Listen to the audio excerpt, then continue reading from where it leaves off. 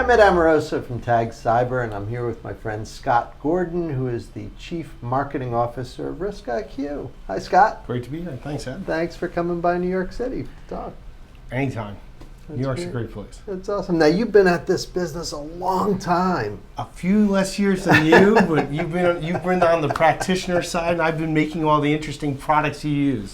Tell me a little bit about yourself. What's your journey to your current position? It's been an amazing journey. Started out actually on the East Coast, New York, so with Cheyenne Software in the backup world of backup and viruses, and then brought me to California for McAfee. And since McAfee, I've been working with some of the really best and brightest security teams, making innovative products across all different areas: network security, security assessment, endpoint security. So anything that's new and interesting, that interests me. That's great. And RiskIQ is certainly in that category. Absolutely. Tell me about what you guys do. So that this category of risk, digital risk, external risk, it kind of gets jumbled in with threat intelligence. Sort all of that out for us. Help us understand. Absolutely. So we like to say we've been referred to as the Google of information security. So companies are basically obviously adapting and going digital. So they're using web, social, and mobile means to either better engage with customers and get more business transactions, to get stickier products, and just to facilitate communications overall. And unfortunately, so have all the cyber threat actors.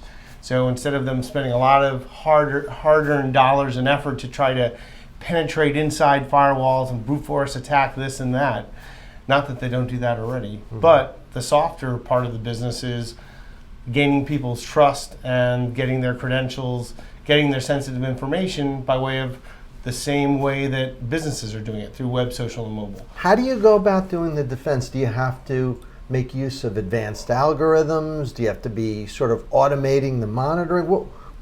How do you build a defense against something like that? And that's where it gets really interesting. And that's what one of the reasons that attracted me to RiskIQ. For us, you need two things, because you mentioned intelligence. So you need to be able to capture massive amounts of external data. So this would be passive DNS. This would be doing not just probing, but also crawling.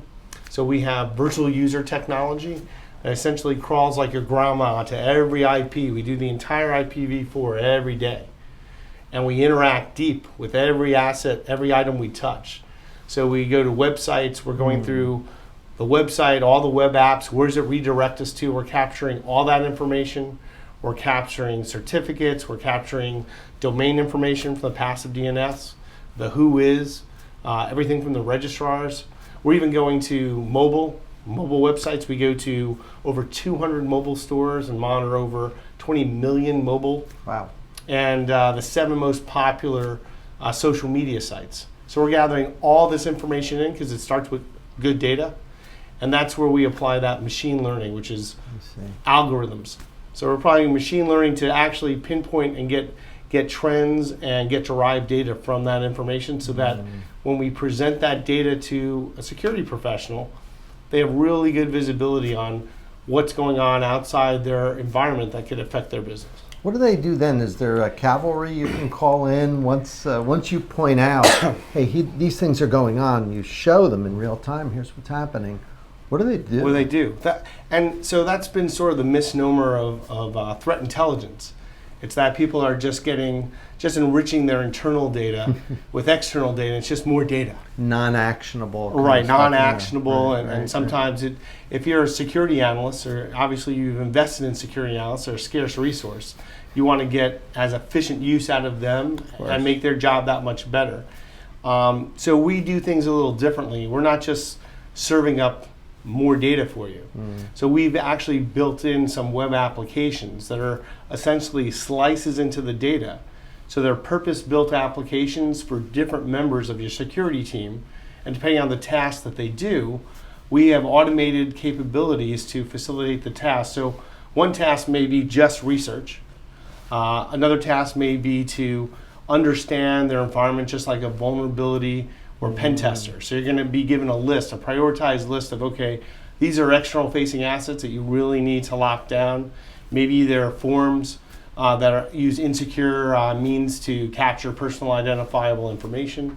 Maybe there's web assets that you didn't know about. One of the things that I'm sure CISOs ask you when they're looking at the tool is, how specifically are you collecting data? Like, I'll bet they're thinking screen scraping and all these things that maybe have been around for a long time. But how do you guys go about pulling the data and then making sense out of it? Yeah, no, it's a great question. So in two respects, one thing, we have we use multiple technology. So we're using probes, scanners. We also have our own network.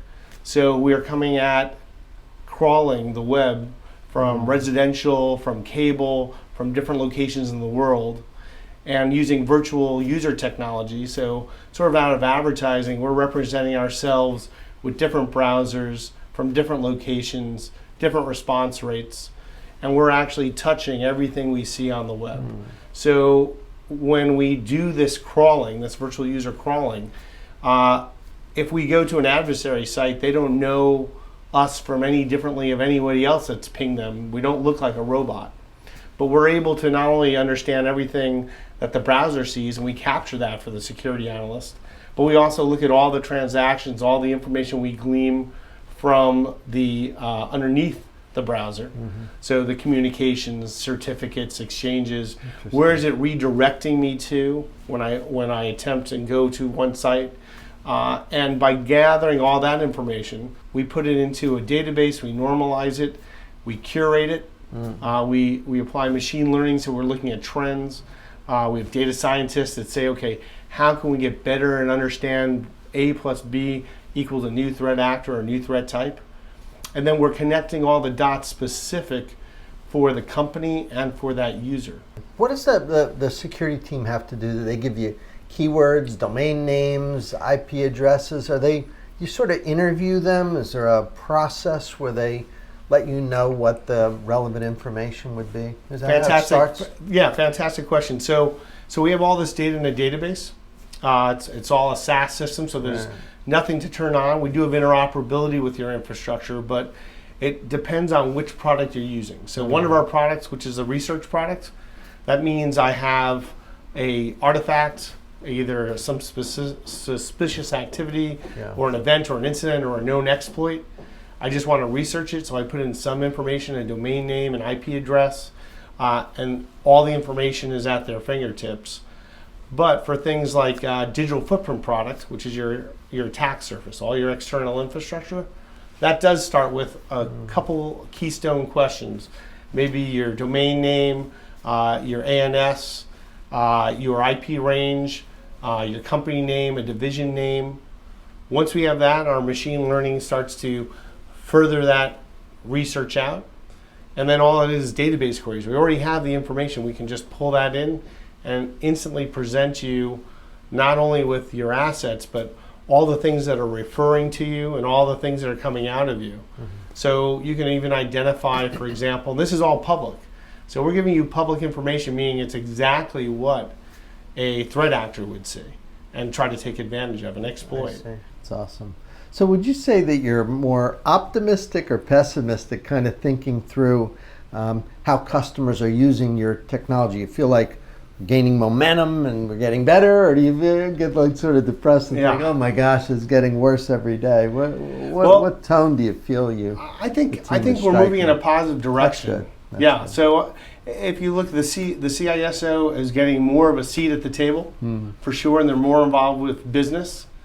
And just as business wants to use digital means to augment sales and to augment their product, now the CISO, who can't say no all the time, now they're actually being able to say, okay, how are we measuring our digital defenses? How can we protect the brand? How can we protect our consumers? This is mechanisms they didn't have before. Very exciting stuff. Absolutely. Well, I appreciate you stopping by and chatting with us today, Thank you. Scott. It was so awesome talking. Likewise. We will see you next time.